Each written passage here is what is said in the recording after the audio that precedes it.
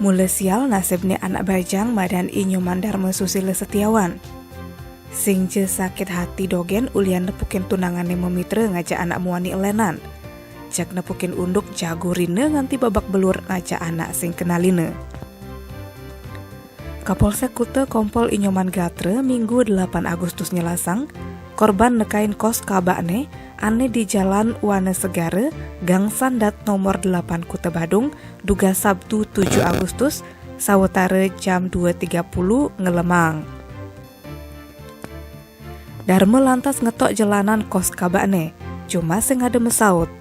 Warga ane ngoyong di Jalan Gunung Agung Gang Yamuna 2, nomor 16 Banjar Kertejati Pemucutan Kaji dan Pasar ini, malah ningahang munyi kerasa krosok uli di tengah kamari. Ulian curiga Darma lantas mecelep ke jalanan ane di duri kamar kos.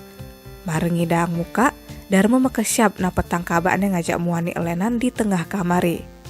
Darma man metakon unduk kabakne memitre ngajak muani elenan.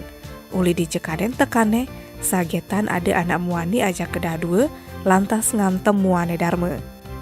Darma subuh berusaha melaip. Buin kepunga ajak pelaku nganggo sepeda motor bit gelahne.